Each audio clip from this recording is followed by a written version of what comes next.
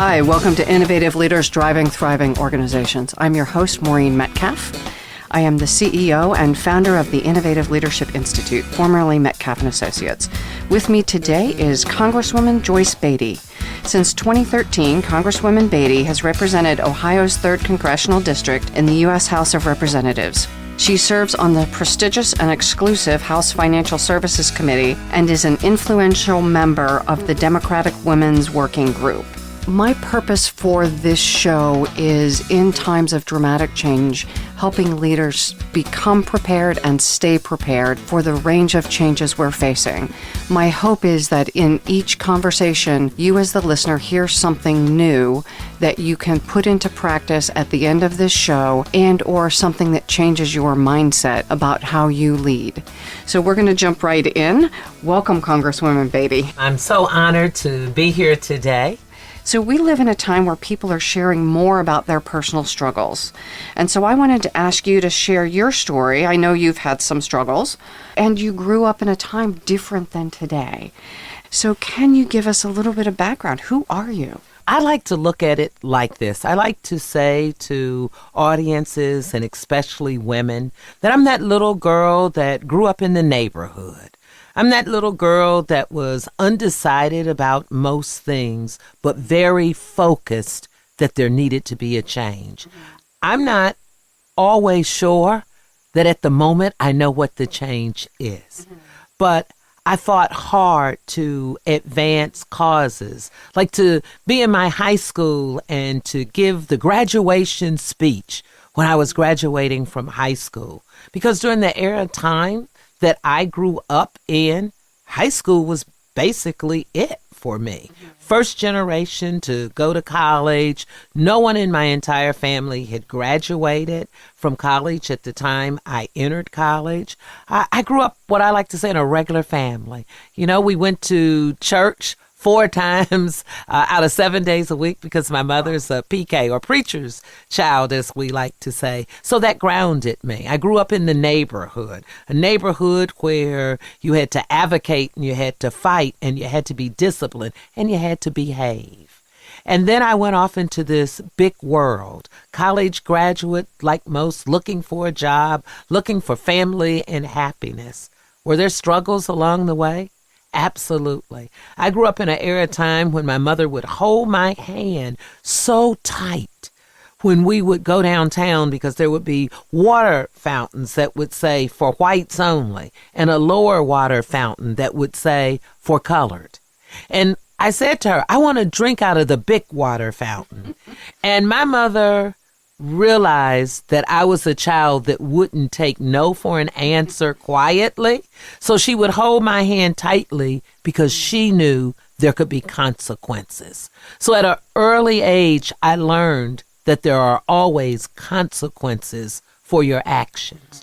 I also learned, coming from a family, that you had to listen a lot and you couldn't express yourself as a child. You did as you were told. But if you had a question, my father always taught me you had to have resolve. So now I enter this big world, curious, eager, anxious to make a change. So I had to figure out the resolve.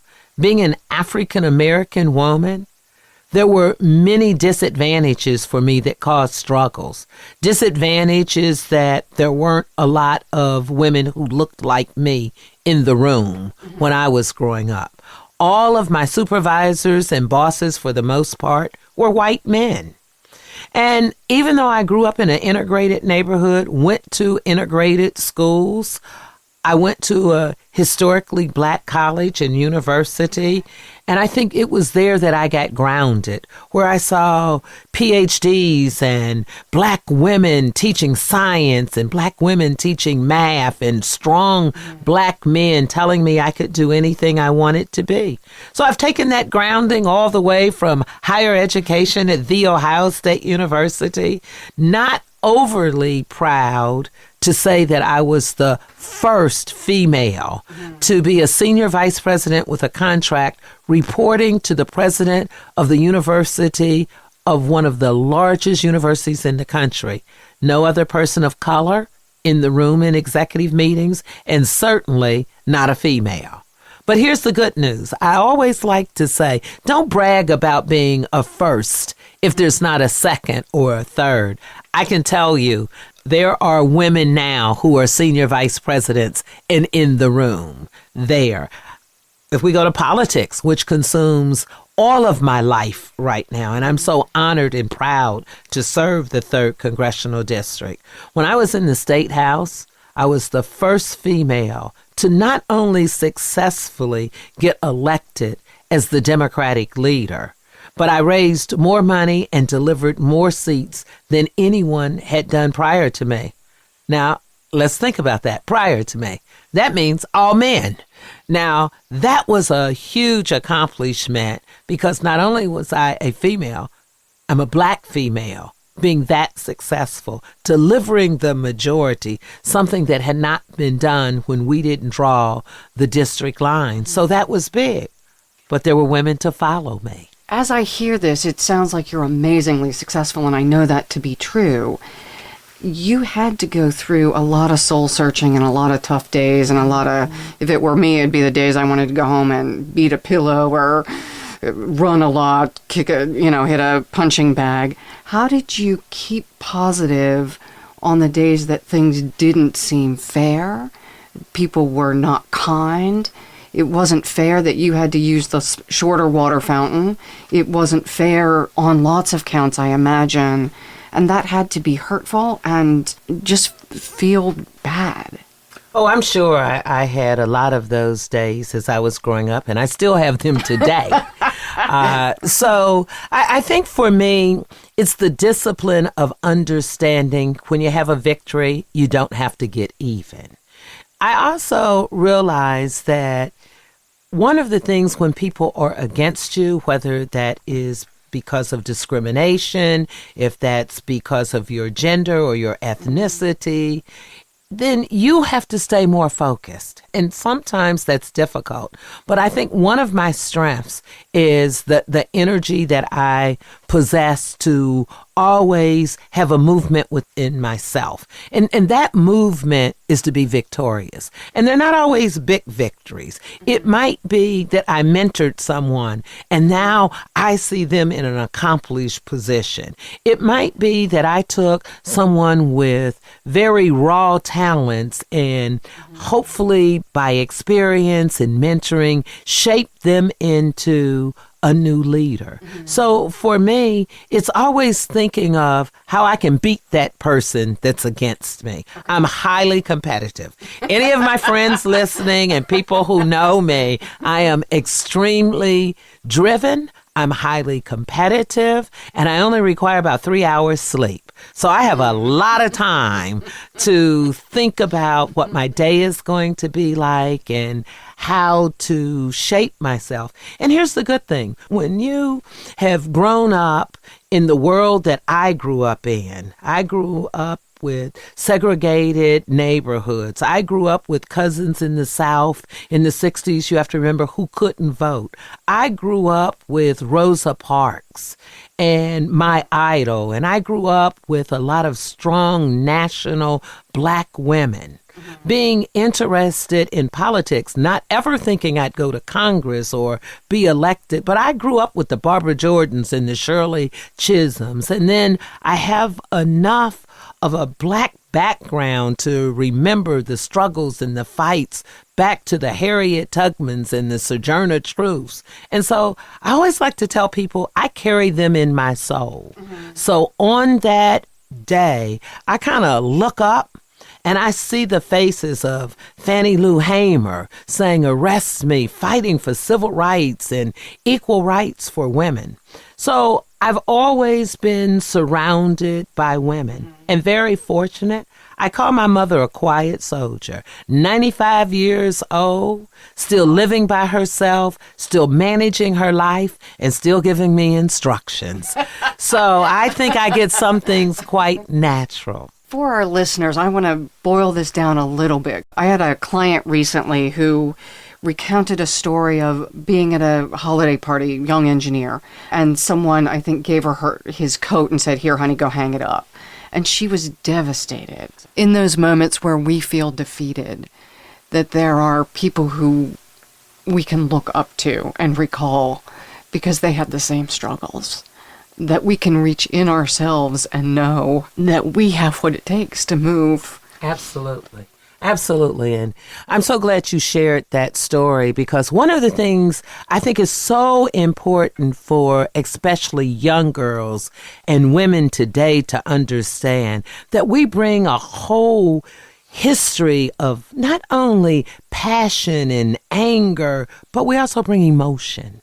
We also bring our feelings to the table, and I don't think we should ever suppress them. See, it's okay for us to be brilliant and strong and passionate and emotional and caring and enduring.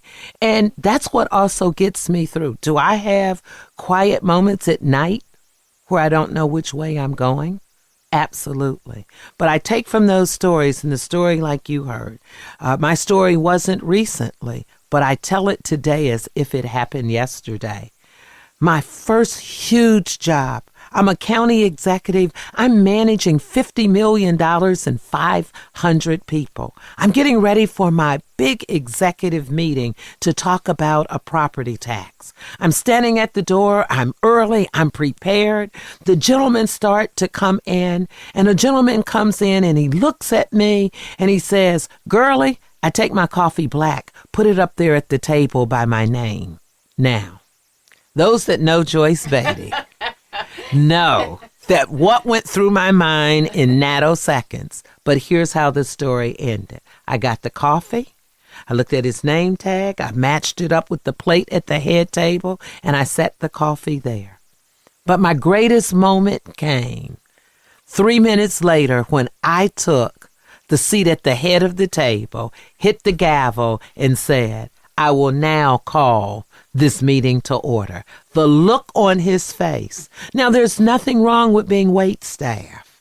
There's nothing wrong at all with that. But the point was, I was the only female in the room, and I was the only person of color. So assumptions are made.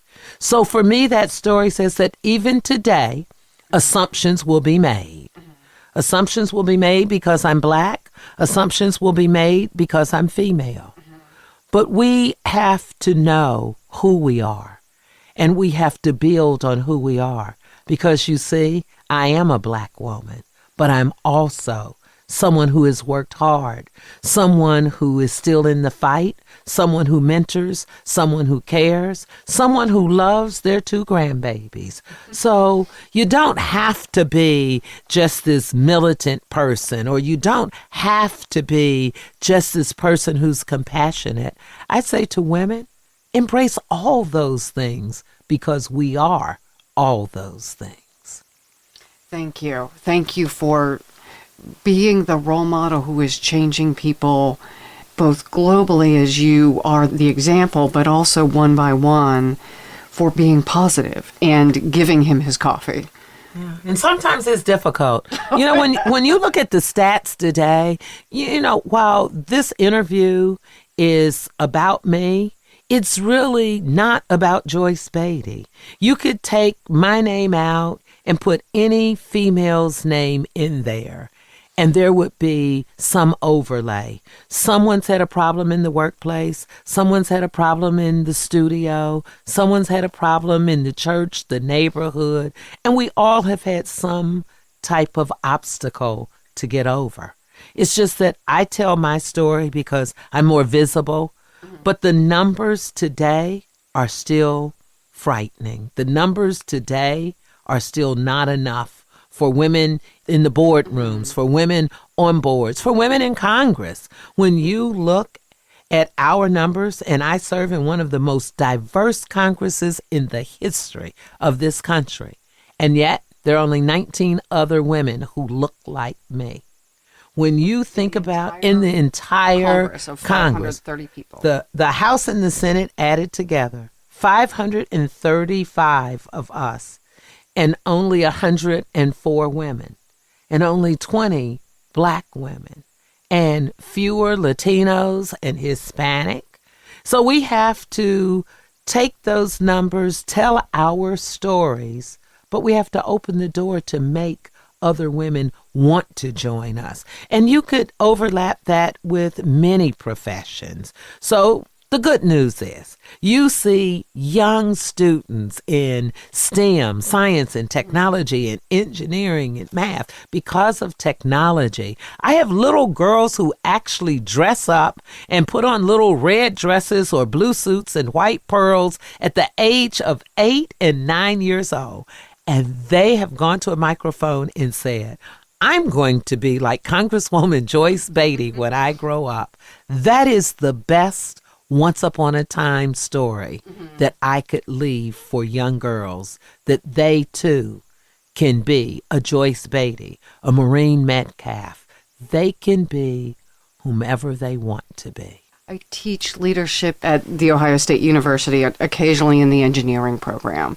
And it's wonderful to see the increase in number of young women in that program, that women really are moving into STEM roles. Absolutely. And my partner runs Junior Achievement of Central Ohio, and he tells a story of a young girl who they have a day-long running businesses. And a girl says, I want to come back and do it over again. Why? Because I want to be the CEO this time. Our CEO didn't listen to me, but I didn't think I could be that role. Absolutely. Now I know I can be that role. And those are the stories that we have to tell. And that's one of the reasons I like telling my story, because young girls hear it and then they think, I too can do that. I mean, I grew up in an era of time that I never thought in my lifetime I would see a black man being president of the United States, nor would I see a female coming so close to being nominated and becoming the president of the United States. But now we know anything is possible if you prepare yourself, if you work hard, and if you believe. And sometimes, because of the obstacles that have confronted you, you want a do-over like that student. And that do-over is to be the CEO. Well, and that was part of the message I wanted people to hear is it is going to be hard. And as soon as I lose hope, I don't get a do-over. I pull myself out. And staying in the game, in life, in that compelling and difficult spot is the only way that we get to make that impact. Absolutely. And I think that's one of the reasons that I like talking about the positives. I like focusing on how do we get to the next step. You know, when you think about all of the things we quote, we read, there is so much knowledge in taking those little sound bites and turning them into real thoughts and real processes. You know, I quote Martin Luther King a lot because he's a good bridge for little girls and little boys, because he talks about the character of his children, 2 boys and 2 girls. He talks about it is not where you stand when things are convenient and comfortable, but he comes back with it's the actions that you take during times of challenges and controversy. My whole life has been full of challenges and controversies, and a lot of stuff hasn't been easy or convenient. But yet, here I am. And remember, here I am, that little girl that grew up like every little girl growing up today, and probably with a lot less than what some of the little girls have today. So it's not really about where you started. It's where you end up. And we're going to have all kinds of hurdles and obstacles to get over. But I just tell young women and young girls, we just have to continue the movement. And that movement will get us to where so many of us are fighting to lead us. So when I talked to Dominic on last week, and he told me a story about President Obama writing a State of the Union address. Can you tell us that story? It's really interesting when I think of my life in all of the incredible opportunities that I've had, like sitting on the United States House floor and having a president stop and not only shake your hand or hug you. And I would be less than truthful if I didn't say, when I got to Congress and I got to serve with President Barack Obama, that was one of the greatest highlights. And so I remember it like yesterday. I get a phone call and our leader asked me if I would like to be in the room with a small group of women to review the script that the President of the United States is going to read before the nation. I mean, I don't even think she got all of the words out. And I said, yes, I'm all in. And I was so excited. I was a freshman. I'm sitting in the room with some of the most powerful women in the country. And the speech comes over, slid across in front of me. I think I took 30 seconds just to look at his name and the title on it. And then as I started going across it line by line, word by word, I realized into page 3, my colleagues had slid their speech copy back across the table. Now, remember, I'm competitive, I'm excited, and I thought, wait a minute. So, I'm like raising my hand in this small, big boardroom, and I'm saying, I wasn't finished yet. I was looking for words like powerful women. I wanted to make sure that the president with strong daughters and a wife, and he had always talked about women, that I saw that word in there. And so I got that look that your mother gives you when enough is enough. Well, the competitive genes kicked in. So what did I do? I said it louder. I said, we ought to have something about women in there. We had just vetted and researched this phrase, when women succeed, America succeeds. So what do? With silence, I keep talking.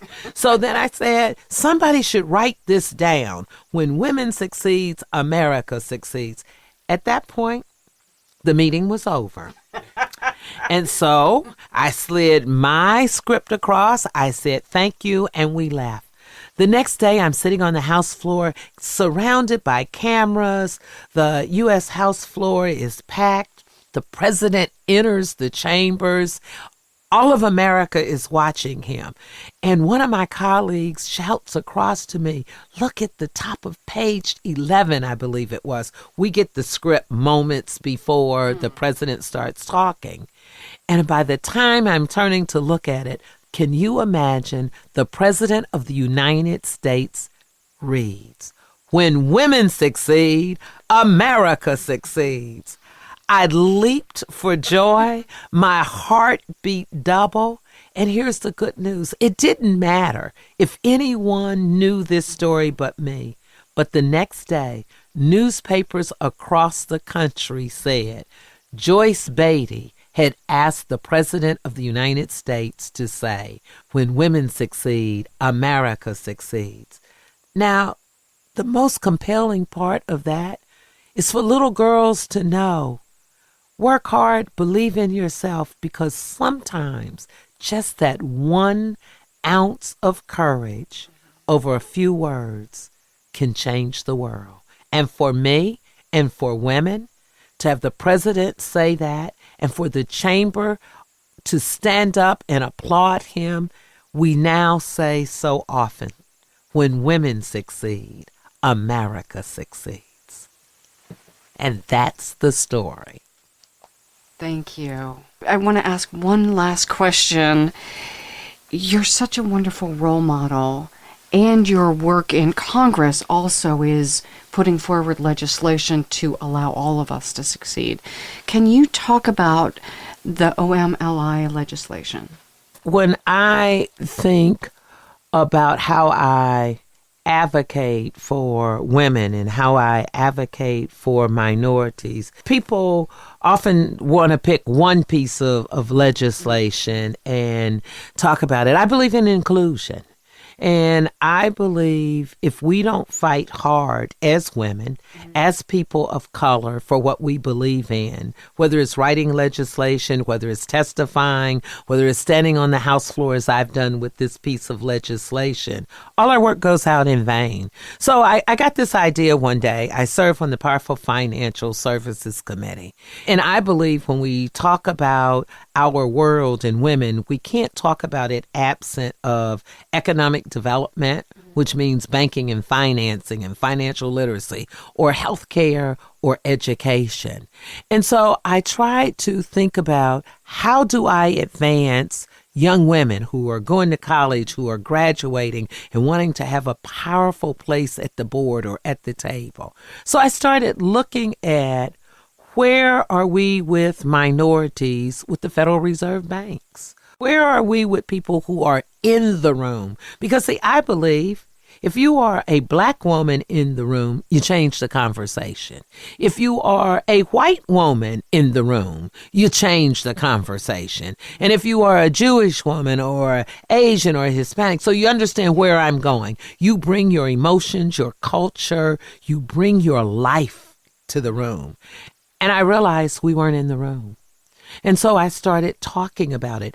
I decided every question I would ask to someone who came before me, I would ask them about women and minorities. How many do you have, period? How many do you have at the executive level? How many are on your board? And then I would say, don't come back unless you can tell me something differently, because the numbers were on my side.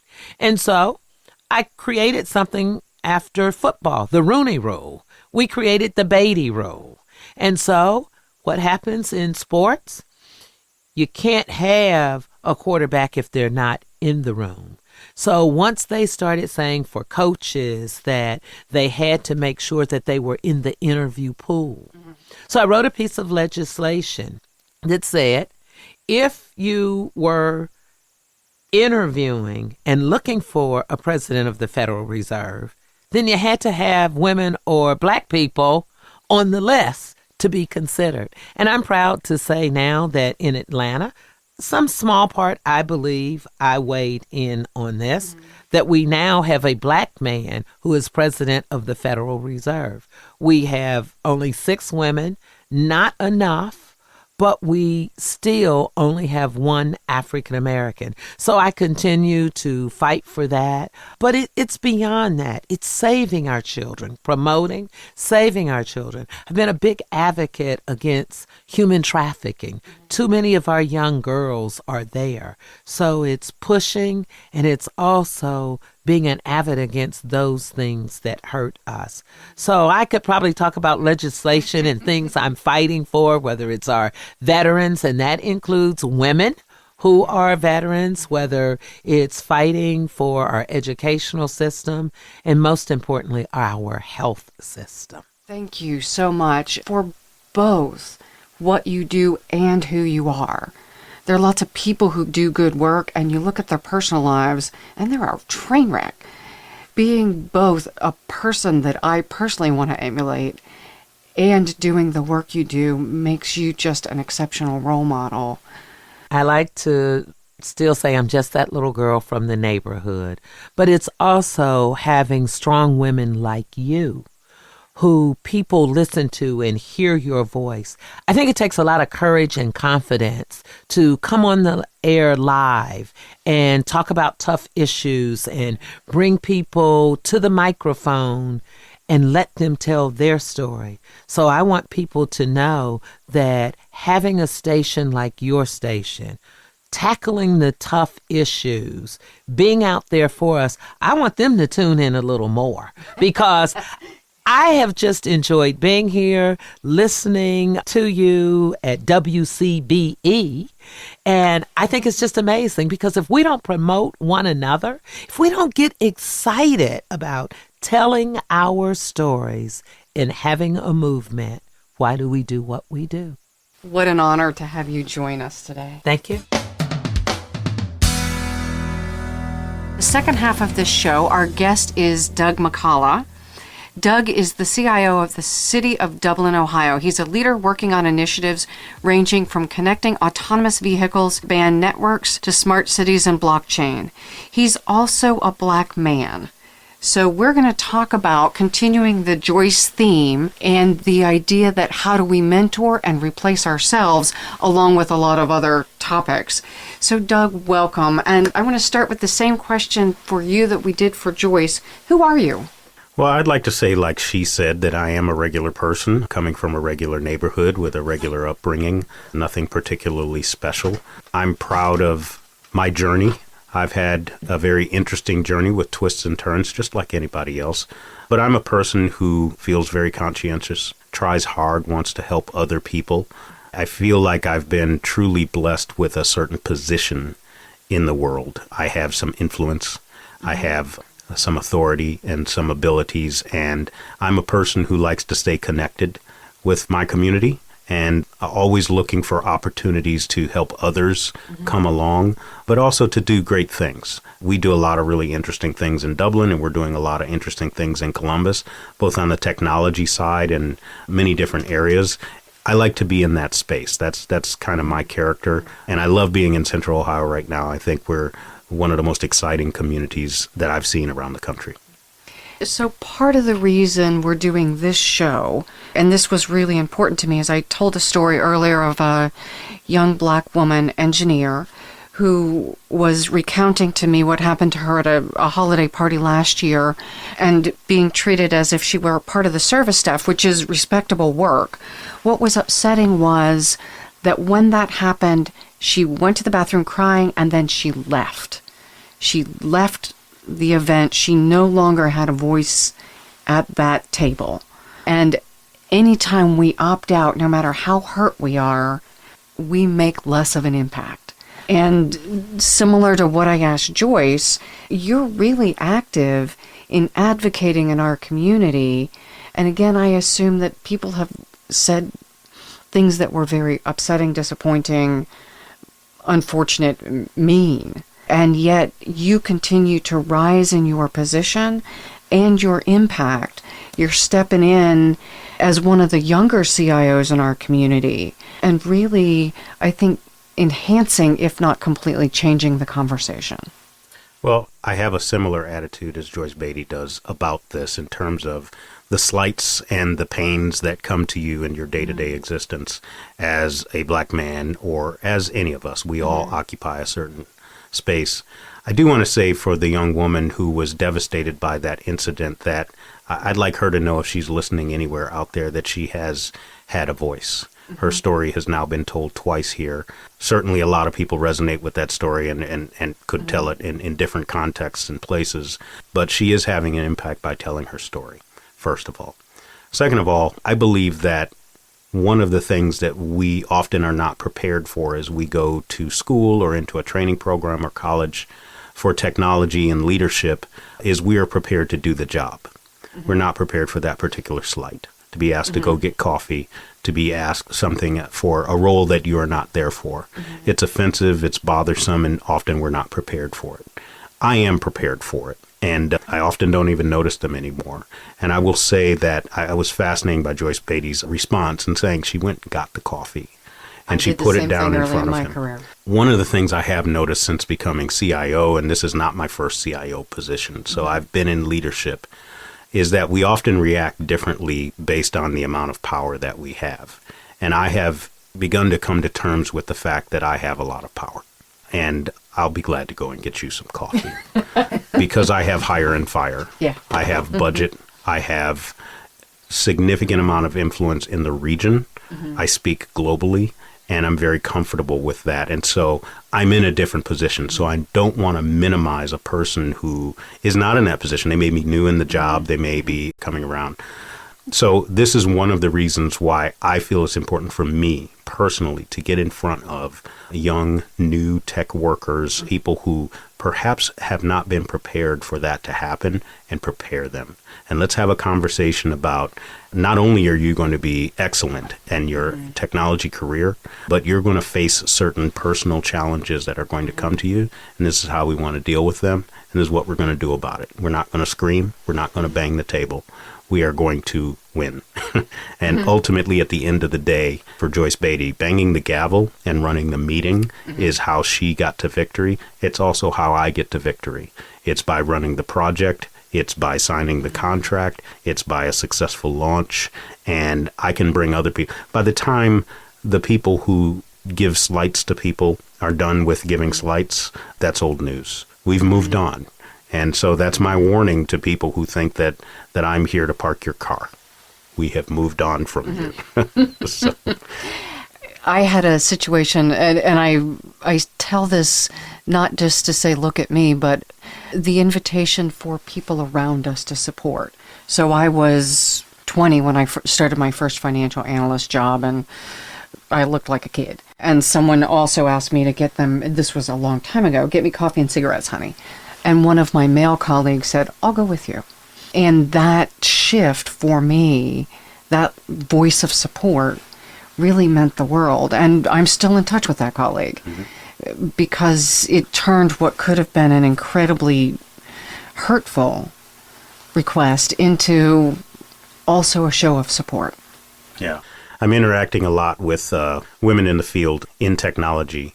And I realize that it's important for me to be present, to stand next to them, to be a voice and not just to go off by myself when I observe what's happening in the field. And I can have a lot of influence on a person's experiences. For myself, I've gotten past many of those things. I started my career as a project manager with people who did not regard my role very well. It's like, you're the guy, you're the cleanup guy. No problem. I'm going to take opportunities to meet the actual cleanup guys. You know, I'm going to meet and support the people who are in more support roles.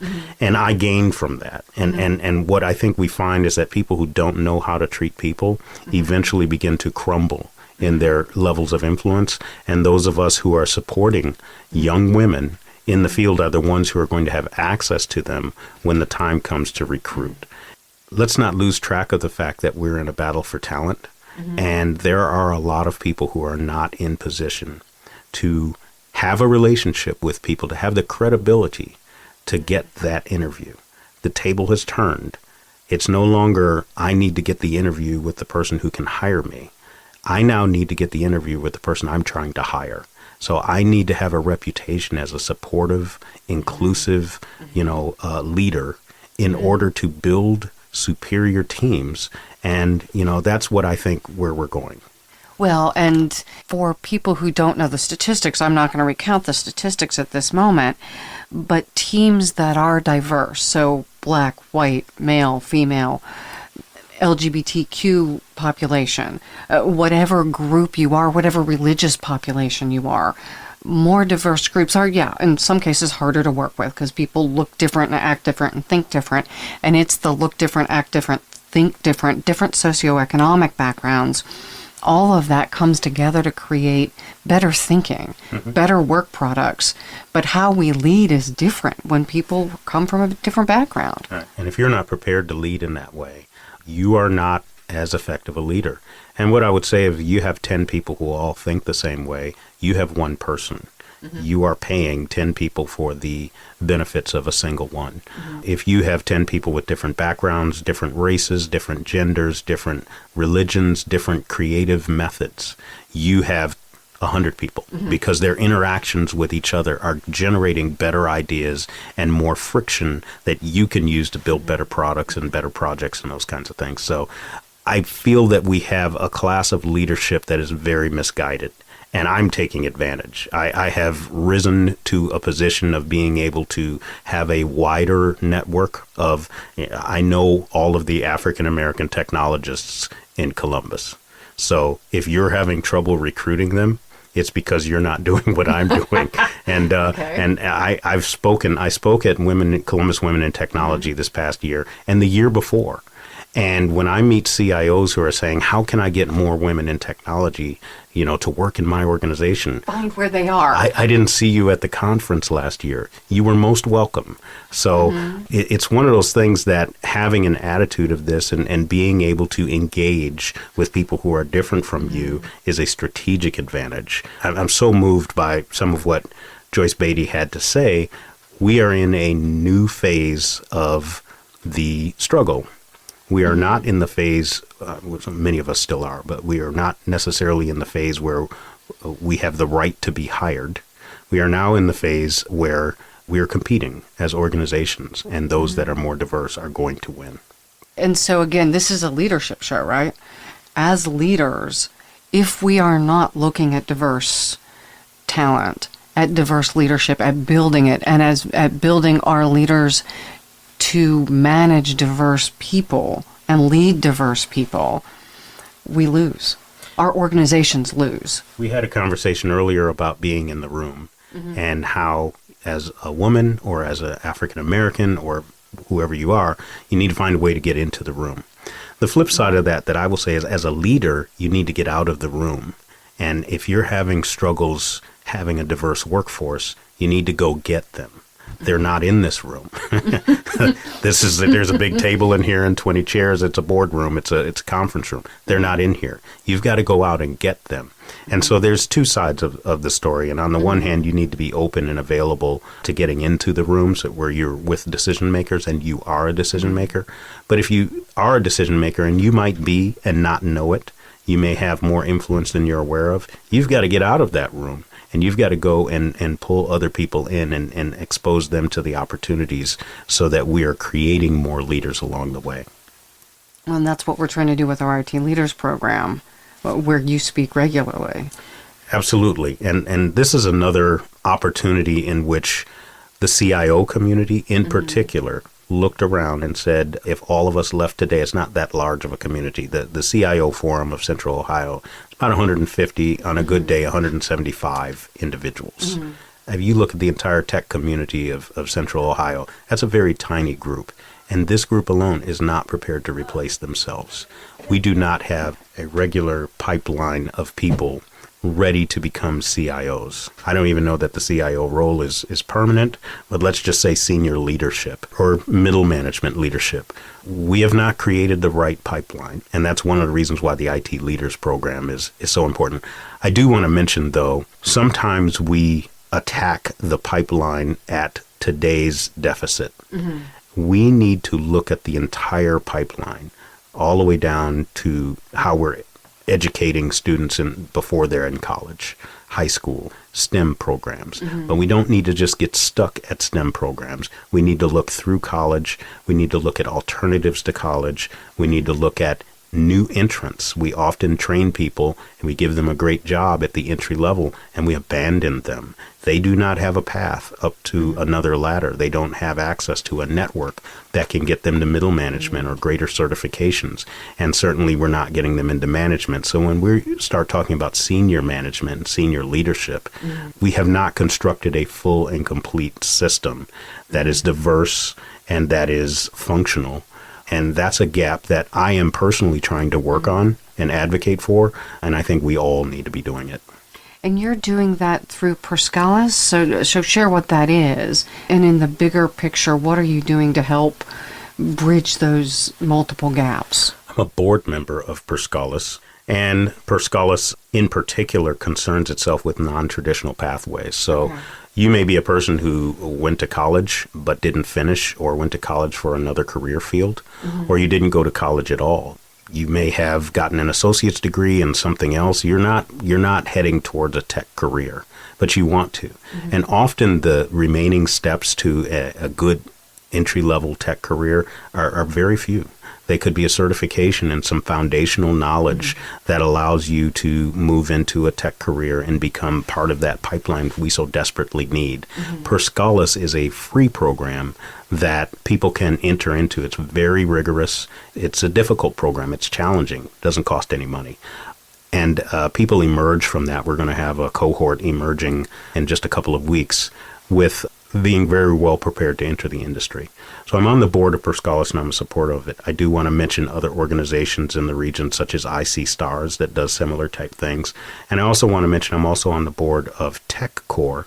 And TechCore takes IT professionals and leaders and moves them into schools to give students exposure to people who are working in the field. One of the challenges that IT has is that people looking at IT and kind of interested in going that direction have a weird perception of what the field is. It's either coming from watching NCIS or some hacker movie or something like that, and truly are confused. They don't know the great incomes that are available. They're not aware of what would my lifestyle be like. And so, organizations like Perscollus and TechCore and IC Stars and many others in the region are struggling because the image of an IT worker is not the reality. And so we have to go out, and particularly with something like TechCore, we need to go into schools and say, as an African-American man, I can tell you that I might as well be a unicorn in many of these schools, to stand there and say, I'm a senior executive leading work on smart cities. I work in these kinds of technologies, and there's a path for you there. I make a lot of money. I support a family. I support a community. There's a role for you. There's a life for you in this space. And I think a lot of people are saying, I'm not good at technology. I'm not good at this and that. We need to do more in our field to open ourselves up so that students at all levels, including people who are working in the field, see a greater path of growth for themselves. So that's part of what I'm doing. One, thank you for doing this, because there are a lot of human souls, human families that get lost. Because I'm thinking of a movie where you go to the end of the bridge and there's a gap. The bridge has collapsed. How do we help people make that jump so that they don't get lost? And it seems like there are maybe not enough, but there are beginnings of programs that do just that. There are. And I do think that there probably are enough programs, but some of those programs don't scale like Ohio State University scales. They're not going to be churning out thousands of graduates, but they are churning out dozens.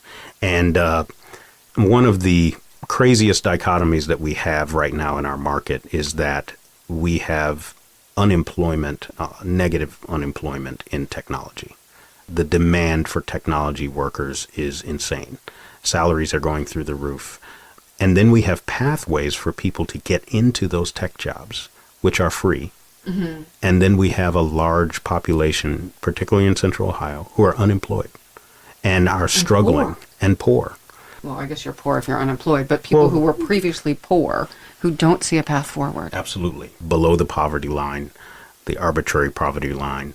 That's ridiculous. And as a technology leader, I feel directly responsible for us as a community addressing that. It has nothing to do with my particular organization, but as an economy. Our economy is not gaining the greater benefits and growth that it could because we have talented people not gaining access to jobs, and we have jobs not gaining access to people. This is some of what Smart Columbus is about and Smart City is about, actually connecting people to resources. But that's insane to me. And I feel like every technology leader, every HR leader, every business owner, every educational leader, all of us need to attack that problem. Perscollus does that. TechCore does that. So it's a stunning issue. And we do have an issue, forgive me for going on about this, but we have an issue with diversity and inclusion where this is concerned as well. I know of African American people who are able to fulfill many of the roles that are there. They're not getting access to them. I know women who are able to fulfill some of these CIO roles. They're able to be ready to be called up, and they're not getting the opportunities. Well, what's up with that? What kind of a system are we creating in which we are crying that we don't have enough people prepared for these roles, and women are saying, I'm right here.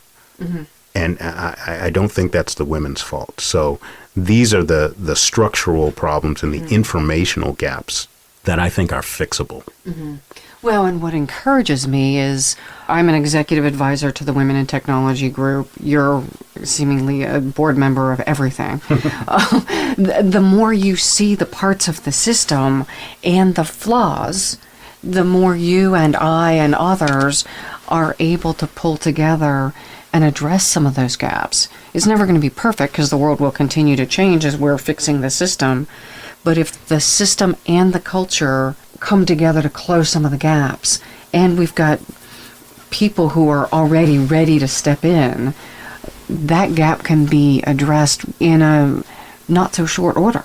It definitely could, but I will say that the existence of these institutions and these bodies by themselves don't make that happen.